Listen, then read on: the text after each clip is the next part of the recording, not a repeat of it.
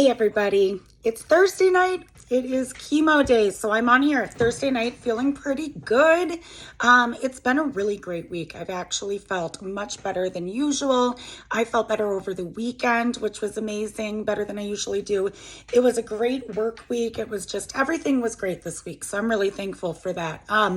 So yeah, that can kind of catch you up. Really not much new. Finished my 8th chemo treatment. Went well. I've got 8 more treatments, 4 of this current regiment, and then I've got the big bad Red Devil starting, and I have 4 of that regiment. The Red Devil one will be every 3 weeks. It's a much harsher chemo, and can really plummet your white blood cell count and stuff. So I'll be getting like a booster shot each time after I get that chemo the next day. And they spread them out every 3 weeks because it's a bitch of a chemo. So, what I want to talk about tonight, I'm hoping this can help people. Just some lessons I've learned about life through this experience. I've found myself lately thinking about that, and also just because I am a little bit too much thinking about the future lately. I've gotten comfortable with this routine, which is a good thing. But sometimes when we get comfortable with that, we might start to feel a little bit confident. And I think my brain knows that I'm feeling a little bit confident, which is good. It's good to be positive and confident. But I have found my brain going to this area where I'm thinking about the future. I'm thinking about reoccurrence. I'm thinking about the fact that my disease, triple negative breast cancer, is a really, I don't want to say bad one. I don't want to scare people. It's a very aggressive type of breast cancer. It's the most aggressive type of breast cancer. Has a tendency more than the others to come back again within the next 5 years. Another thing I'm thinking about on top of that is, what is my surgery plan going to be? I've been told that getting a lumpectomy or a double mastectomy are equally good decisions, and that I should take the one that's less invasive.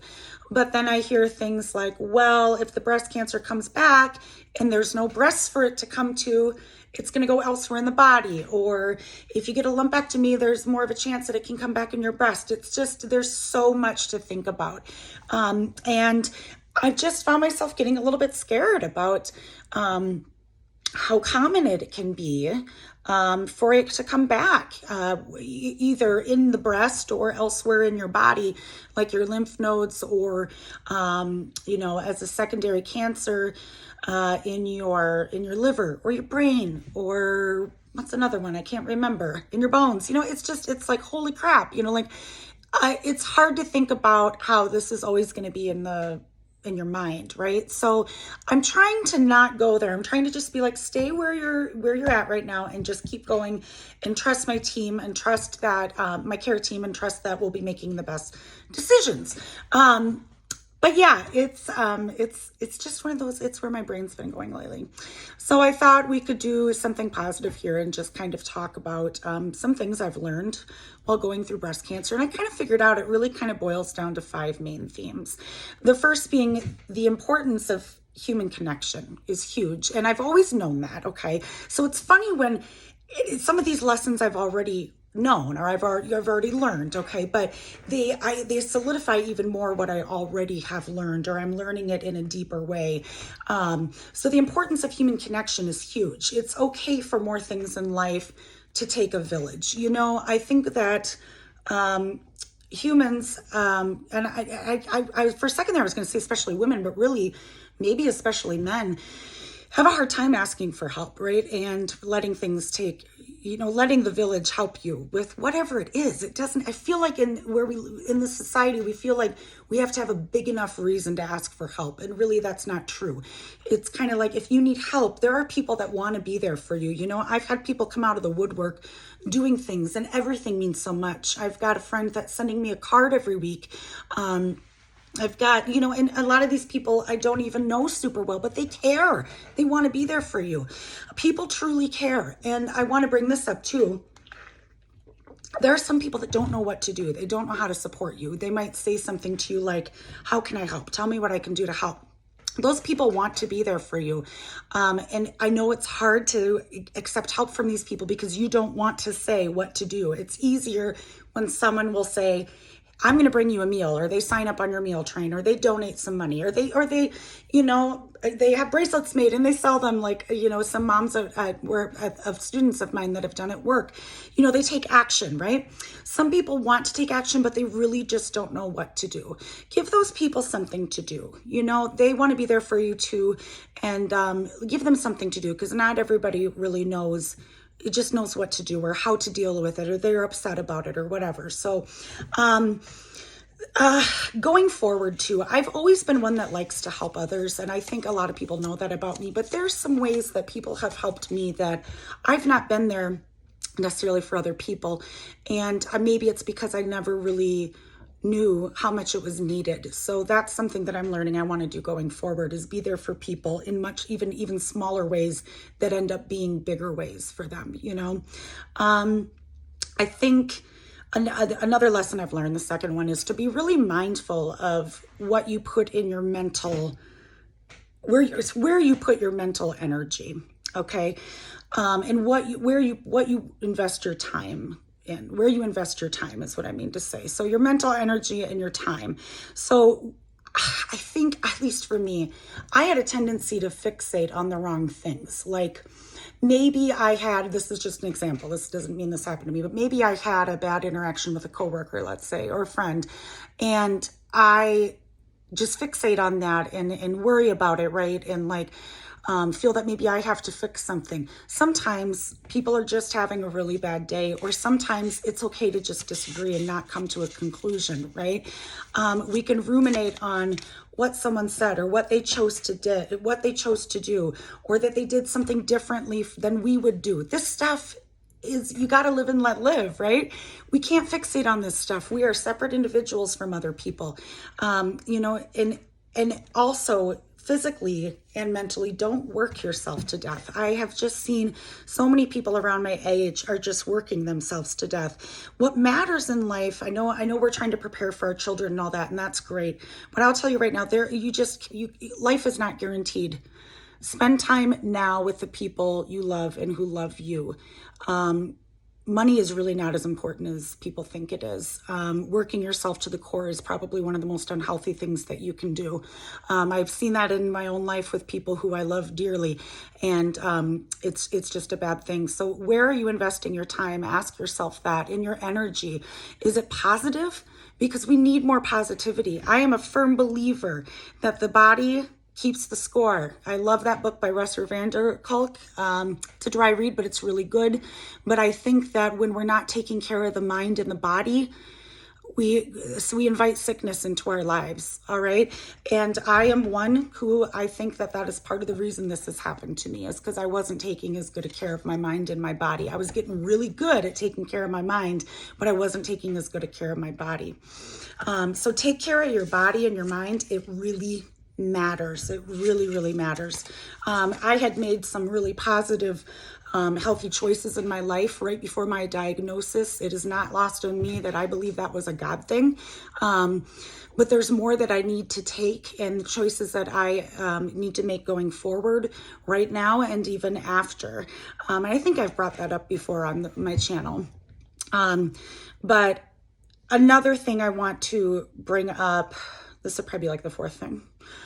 Let go of the need to control. That's a huge one. I would always feel like from the moment I got up, and then part of this is being a single mom, I think, it just would be, and I think a lot of people can relate to this. Sorry, I keep contradicting myself in this video. Anyway, as soon as I would wake up, I would think of what needs to get done. What do I need to do? What do I need to take care of? And just go through my day, putting out these little fires. Like I have this little squirt bottle, and I'm just putting out fires constantly all night, and I got everything accomplished. There's so much in our lives that is out of our control that we need to work on. I feel like we need to work on investing more mental energy into understanding that, and stop doing this other little stuff that we're trying to control in our life to avoid thinking about the big things that we need to let go of control of. I think that we keep ourselves really busy because we don't want to think of those things that we feel are outside of our control. Stop the busyness, sit down and try to think about letting go of things that are not within our control. When I got diagnosed, I realized, I'm like, you know what? I really am not in control of this at all. There's things I can do my part, participate in my treatment, find other ways, healthy things, take care of my body, watch what I'm putting into my body, move my body, feed my mind with positivity rather than, negativity.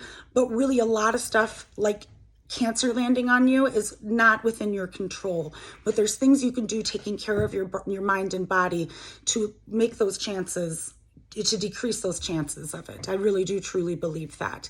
And it's okay if other people don't believe that, but I think also with that, it's really important to take the time to do what you really want to do in life, because you just don't know. I know that's a cliche to say, but you really don't know.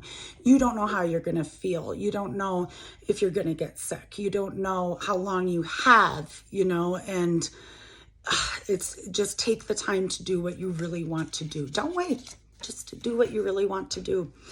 And the last thing is to really listen to your intuition and your gut. When it was suggested to me by my primary provider, my gynecologist, that I should just get a mammogram, even after the fact that she had done a breast exam and didn't feel anything, and there was a big sucker in there, that I should get a mammogram. I could have brushed that off because there was no reason besides my age to get one, as far as I knew. And my intuition and my gut said, you got to do this. There's some reason you got to do that. Don't push that intuition away. Follow your intuition and your gut when it's telling you that you need to do something to take care of yourself. So I think, honestly, those are the top things that I've learned so far. And I know I'm going to learn more things. And I don't think that is all I'm supposed to be learning. I think there's much more I'm supposed to be learning, or things that I already knew that are being solidified and saying, yes, Carly, this was correct. This is exactly what you should be doing. And lastly, I want to remind everybody, if you're going through this journey, or even if you're not, there's always a path. Every decision that you make opens the door to more decisions to be making in the future. You're never without hope. You're never stuck. There's always a way. There's a path, and it may not be the path you want, but there is going to be a path in some sort of way to walk through the hardships that we have in life. Okay. So each decision that we make in the right direction, followed by our intuition, and followed by the guidance of people who love you, or people who are experts in things, in whatever it is you're dealing with, brings us new opportunities and brings us more doors to choose from to open. So I'm off my soapbox now. If you made it to the end of this video, congratulations, because my brain, I swear, chemo brain is a real thing, you guys. And I contradict myself a lot, and it's kind of funny to hear. So anyway, but hope you got the message through all the fumble dumble. And I hope you have had a great week. I love you all. I want, again, for friends and family watching this, thank you so much for your support. I have told many people that I think that the main thing keeping me positive, one of the main things keeping me positive, besides my blossoming connection with God, is your support from family and friends. Even those small things, they mean so much to me. It's amazing. It's amazing. You're amazing. So I love you all. I will chat with you soon. Have a great rest of your week. Mwah. Bye.